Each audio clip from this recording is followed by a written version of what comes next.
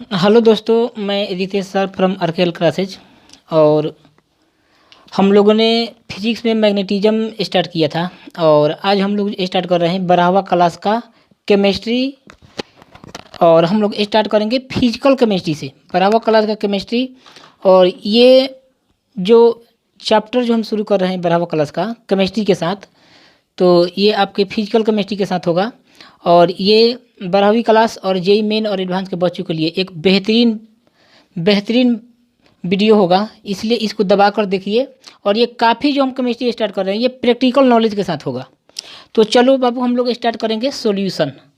Chapter का नाम क्या है? घोल। इसको घोल लोग बोलते हैं, मतलब घोल। वास्तव में घोल होता क्या है?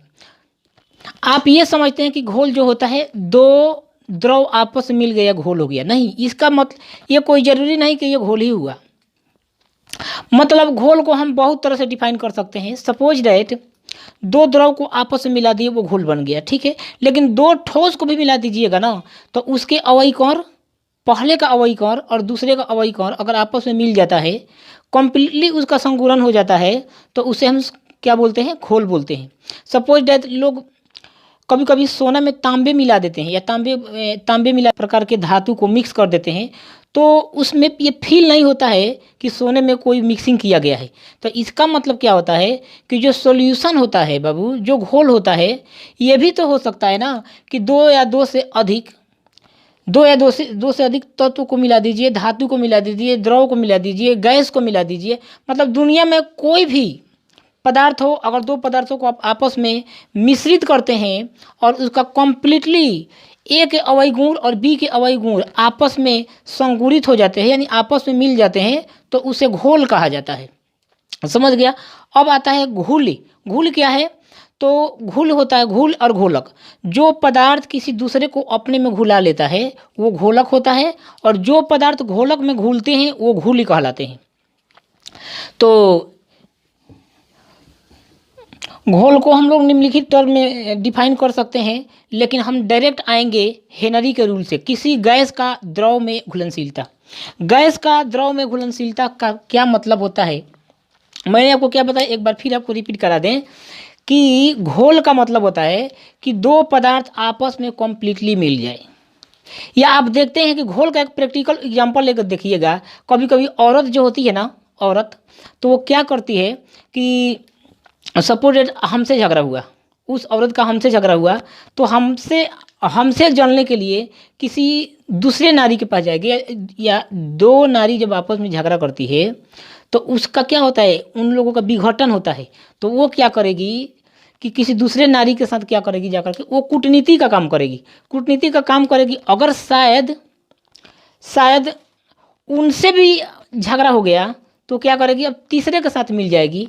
तो इसका मतलब क्या होता है? सॉल्यूशन का मतलब यही तो है कि दो या दो से अधिक कोई भी दुनिया का पदार्थ हो, घोल हो, धातु हो, ठोस हो, कोई भी हो, आपस में जब मिलता है ना तो उसको क्या बोलते हैं? घोल।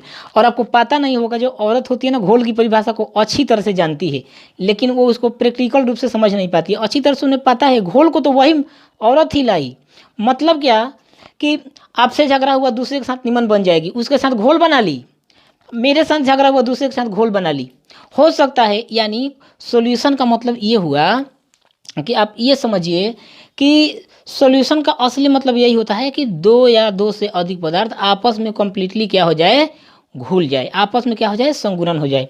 तो हम लोग चलेंगे गैस का घुलनशीलता पर ताप का क्या प्रभाव पड़ता है, हम लोग ये देखने वाले हैं। अगर कोई ठोस होगा ना बाबू, ठोस, तो ठोस पहला नंबर घुलनशीलता पर दाब का प्रभाव। घुलनशीलता पर दाब का प्रभाव। और घुलनशीलता है क्या? वास्तव में घुलनशीलता होता क्या है? घुलनशीलता घुल और घोल का आपस में क्या कैपेसिटी है, क्या वो कम्प्लीटली घुल गया है, कम्प्लीटली उसका संगुणन हो गया है, तो इसे क्या बोलेंगे? घुलनशीलता। घुलनशीलता क्या है? घुलनशीलता एक प्रकार का गुण है जिसमें घोलक और घुल आपस में कम्प्लीटली मिश्रित हुए हैं कि नहीं हुए हैं, इसको क्या क्या कहा जाता है? घुलनशीलता।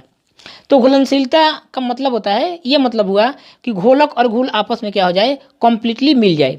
तो अब देखेंगे कि घुलनशीलता को प्रभावित करने वाले कारक क्या क्या हो सकते हैं। पहला कारक हम लोग लेंगे दाब। अगर कोई ठोस हो और उसमें द्रव में घुलनशीलता की बात करें तो किसी ठोस का द्रव में घुलनशीलता पर दाब का कोई प्रभाव नहीं पड़ता। क्यों? क्योंकि ठोस और द्रव दोनों ही अशपिंड होते हैं। मतलब अशपिंडता का मतलब होता है कि हम उसे दबा नहीं सकते। सपोज डैट एक पानी में हम पत्थर ले लिए, क्या आप उसे प्रेशर देकर उसको सोल्यूशन बना दीजिएगा? नहीं, पॉसिबल नहीं है। तो इसका मतलब होता है ठोस और द्रव दोनों क्या होते हैं? अशपिंड टाइप का होते हैं। दूसरी बात, किसी ठोस का, किसी द्रव का, किसी गैस का, या ऐसे ले सकते हैं किसी गैस का द्रव में घुलनशीलता पर दाब का क्या प्रभाव पड़ता है, ये देखेंगे। मतलब टॉपिक आप लिख लीजिए बाबू, हेडिंग देकर, किसी गैस का द्रव में घुलनशीलता।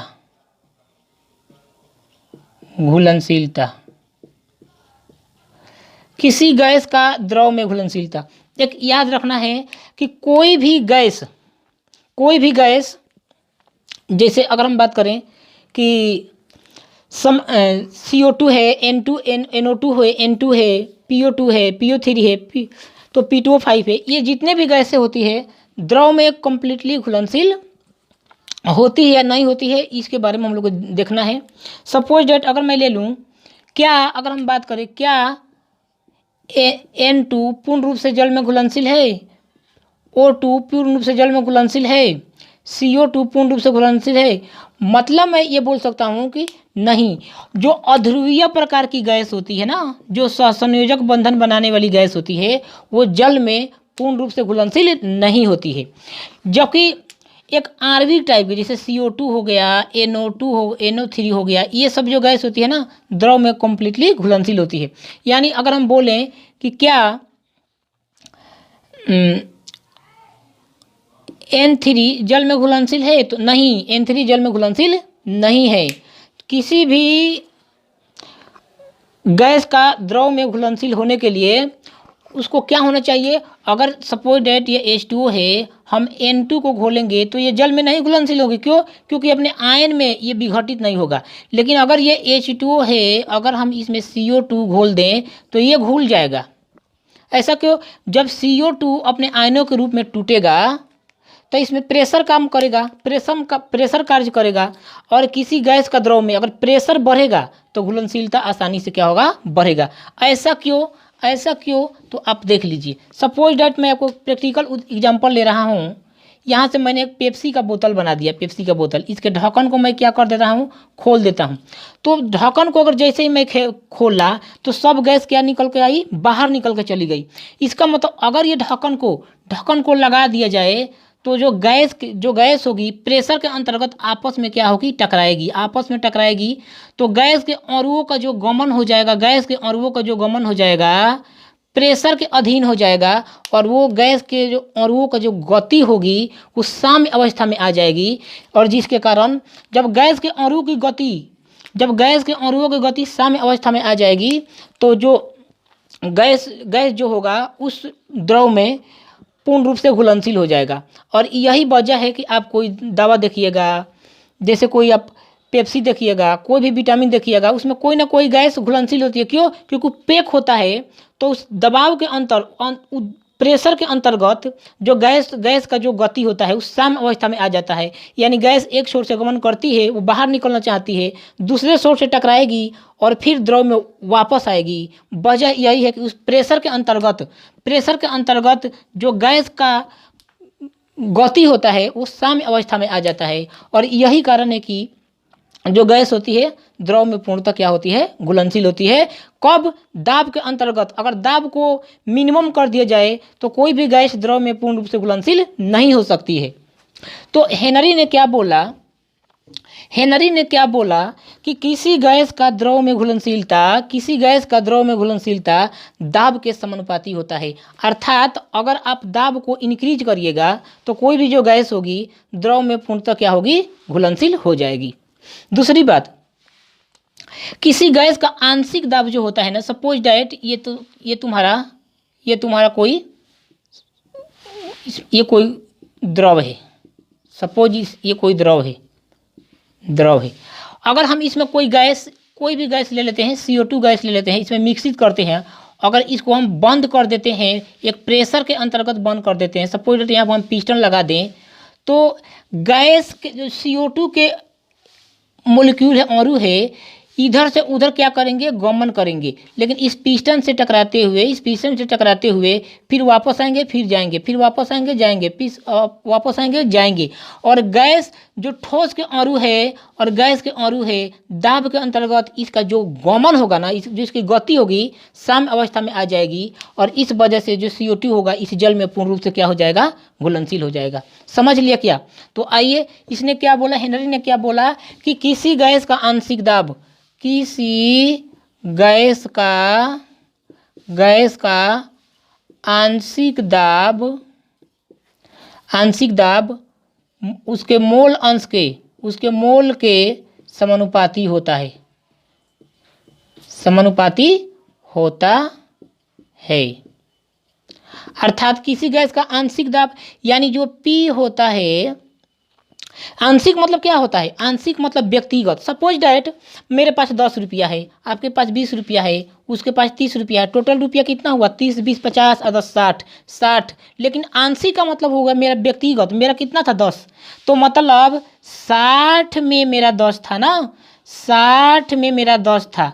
तो मतलब आंशिक का मतलब होता है जब दो या दो से अधिक गैस आपस में मिलती है, तो डाल्टन के नियमानुसार जो टोटल दाब होता है, तो ये सभी गैसों के आंशिक दाब के योगफल के बराबर होता है।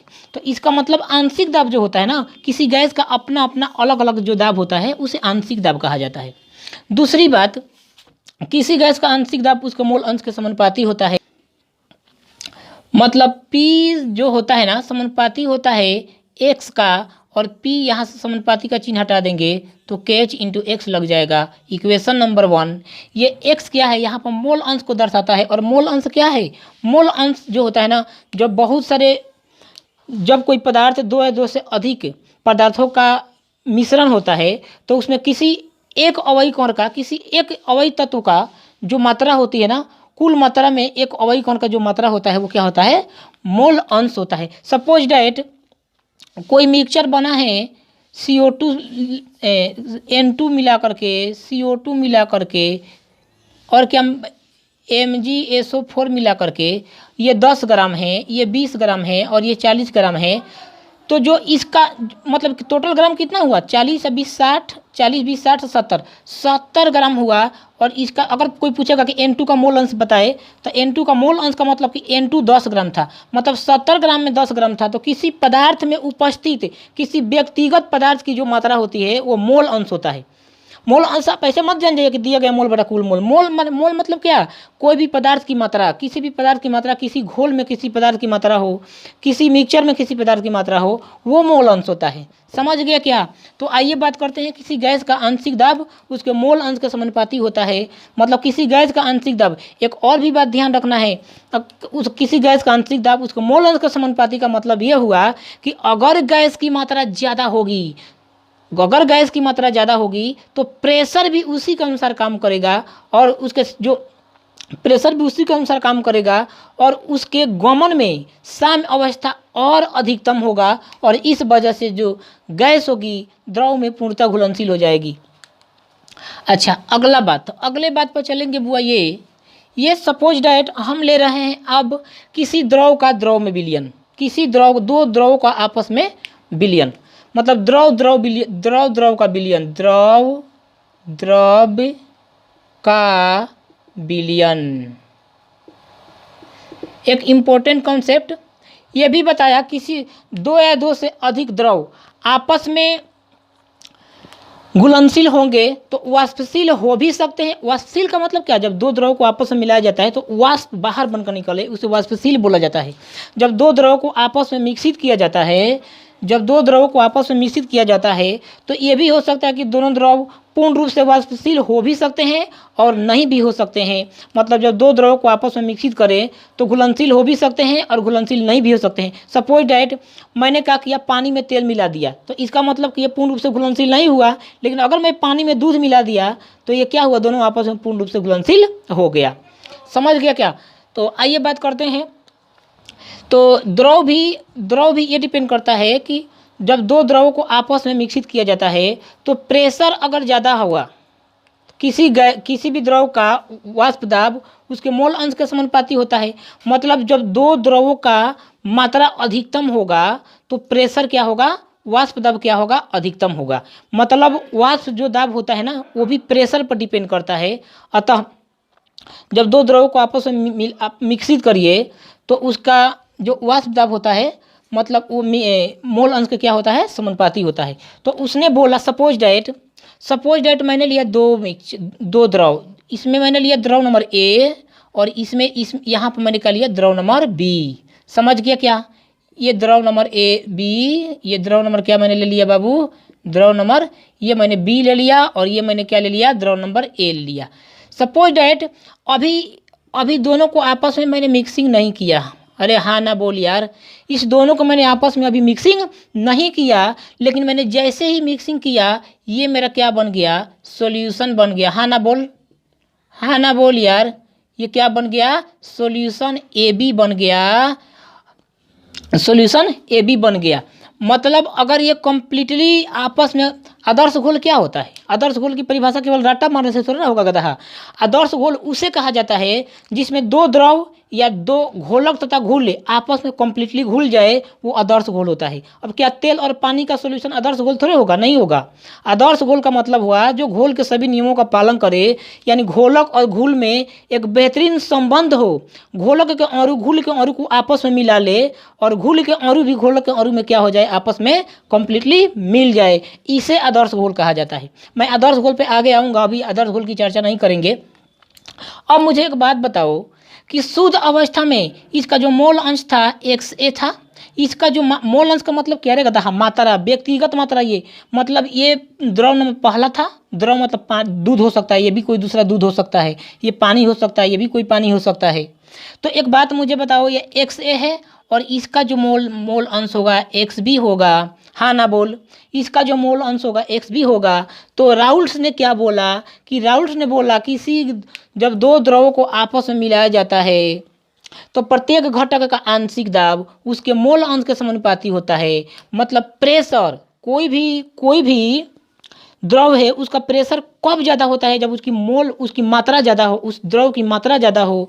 तो इसने बोला कि अगर हम PA की बात करें, PA तो समानुपाती होगा XA का इसका शुद्ध अवस्था में जो प्रेशर है ना PA नॉट है, इसका शुद्ध अवस्था में जो प्रेशर है ना PB नॉट है। अरे हाँ ना बोल यार, PB नॉट है। तो शुद्ध अवस्था में कि इसका पहले का हम ले रहे हैं, पहले कंपोनेंट का, इसका वाष्प दाब जो होगा ना उसके मोल अंश के समानुपाती होगा। अर्थात PA जो होगा ना PAG नॉट इंटू XAO होगा, इक्वेशन नंबर 1। हाँ ना बोल। दूसरी बात बुआ, अगर हम PB की बात करें, दूसरे घोल की बात करें, तो इसका जो मोल अंश होगा ना, इसका जो वाष्प दाब होगा उसके मोल अंश के समानुपाती, मतलब मोल अंश का समानुपाती मतलब उसके XB का समानुपाती हो जाएगा। और ये PB हमारा जो हो जाएगा भाई, क्या हो जाएगा, PB नॉट इंटू XB हो जाएगा। हाँ ना बोल, इक्वेशन नंबर 2। डाल्टन क्या बोलता है, जैसे ही मैंने दोनों द्रव नंबर 1 और द्रव नंबर 2 मैंने दोनों को मिक्सिंग किया तो क्या बन गया मेरे भाई, तो टोटल प्रेशर P बराबर क्या, PA प्लस PB नहीं बन जाएगा क्या। हाँ ना बोल। तो मैंने देखा कि P बराबर PA का मान कितना आया, तो PA0 not into XA plus PB not into XB, और ये तुम्हारा इक्वेशन नंबर 3 बन गया। ये क्या आया, टोटल प्रेशर। मतलब जब दो द्रव को आपस में मिश्रित किया जाता है तो पहले का जो वाष्प दाब PA था, PA into XA, PA naught into XA था, और दूसरे का वाष्प दाब क्या था, PB बराबर PB नॉट इंटू XB था। लेकिन जैसे ही मैंने दोनों को मिश्रित किया तो टोटल प्रेशर डाल्टन के आंशिक दाब के नियमानुसार दोनों का टोटल प्रेशर क्या हो गया भाई मेरे भाई, P बराबर PA naught into X A plus P B naught into X B, और पी ए क्या है शुद्ध अवस्था में घोल ए का दाब, एक्स ए क्या है शुद्ध अवस्था में घटक ए का मतलब घोल ए का मोल अंश मतलब उसकी मात्रा, उसकी मात्रा क्या है। दूसरी अवस्था में पी बी नॉट क्या है शुद्ध अवस्था में घोल बी का वाष्प दाब, और एक्स बी क्या है घोल बी का मोल अंश। अच्छा, एक और बात मैं आपको बताना चाहूँगा कि आप जानते हो कि किसी घोल में उपस्थित कुल घटकों के मोल अंश का योगफल जो होता है क्या होता है 1 होता है। क्या आपको पता है? अरे यार, सपोज दैट यानी X A plus X B plus X C जो होता है 1 होता है। नहीं समझ में आया तो देख लीजिए यार। सपोज दैट मैंने बाबू मान लिया ये कोई घोल बना है, घटक ए से मिलकर बना है, घटक ए से मिलकर बना है, घटक बी से मिलकर बना है, और घटक बी से, यानी पहला का कोई घोल बना है 3 पदार्थों से मिलकर, कोई घोल बना है 3 पदार्थों से मिलकर। हाँ ना बोल। कोई घोल, अगर ये कॉन्सेप्ट क्लियर नहीं करेगा ना तो आईआईटी का सवाल सॉल्व नहीं होगा, इसलिए मैं डिटेल कॉन्सेप्ट बता रहा हूँ। अगर इस कॉन्सेप्ट को अच्छा से क्लियर कर लिया तो आईआईटी के सवाल को आप हलवा बना देंगे। दूसरी बात, अगर ये इसका मोल अंश एक्स से, अरे गधा मैं प्रैक्टिकल समझा रहा हूँ। एक्स ए मतलब इसके एक्स ए मतलब इसकी मात्रा जो थोड़ा सा एक्स से है, इसकी मात्रा इतना है, इसकी मात्रा इतना है, इसकी मात्रा इतना है, तीनों को मिलाकर एक सॉल्यूशन बनाया गया है। हाँ ना बोल। तीनों को मिलाकर क्या बनाया गया? एक सॉल्यूशन बनाया गया मेरे भाई। तो पहले का अगर मैं मोल अंश बात करूँ, पहले का मोल अंश में बात करूँ तो क्या एक्स ए बाटा दिया गया मोल बटा टोटल मोल, यानी X A plus X B plus X C, यही होगा क्या। अगर मैं दूसरे की मोल अंश की बात करूँ तो एक्स बी बाटा X A plus X B plus X C, यही होगा क्या। अगर मैं तीसरे की मोल अंश की बात करूँ तो एक्स सी बाई, तीसरे की मोल अंश की बात करूँ तो X C by X A plus X B plus X C, यही होगा क्या। अगर मैं तीनों को ऐड कर दूं तो क्या X A by X A plus X B plus X C plus X B बाटा X A plus X B plus X C plus X C बाटा X A plus X B plus X C. अगर मैं बात करूँ तीनों का LCM same, हाँ ना बोल, X A plus X B plus X C, और ये हो जाएगा X A plus X B plus X C, काट दो, क्या 1 नहीं आया। तो इसका मतलब अगर कोई घोल 2 या 2 से अधिक घटकों से मिलकर बना हो तो उनके मोल अंश x1 plus x2 plus x3 हमेशा 1 होता है। क्या ये बात याद रहेगा? तो याद रहेगा तो वही बात बताओ गधा कि यहाँ से हमारा क्या निकल कर आएगा, ये 2 घटकों से मिलकर बना है, यानी X A plus X B 1 के बराबर होगा क्या। हाँ ना बोल। अगर मैं एक्स ए का मान निकाल दूं तो क्या 1 माइनस एक्स बी नहीं होगा क्या।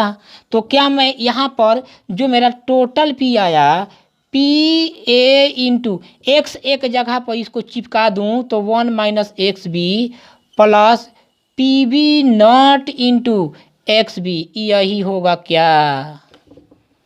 समझ गया। अगर हम इसे मल्टीप्लाई कर दें तो मेरा वैल्यू आएगा P A 0 minus P A naught into X B plus P B naught into X B. अच्छा बात है। अगर मैं पी बी नॉट को इधर लेकर चले जाऊं पी बी नॉट को, तो मेरा टोटल जो आ जाएगा प्रेशर का formula P A naught plus, यहाँ पर एक्स बी कॉमन ले लेंगे, हाँ ना बोल, तो ये मेरा बच जाएगा P B naught minus P A naught. ये जो हुआ ना एक्चुअल मेरा फार्मूला आया। जब 2 या 2 से अधिक द्रव को आपस में मिश्रित करोगे तो डाल्टन के आंशिक गैस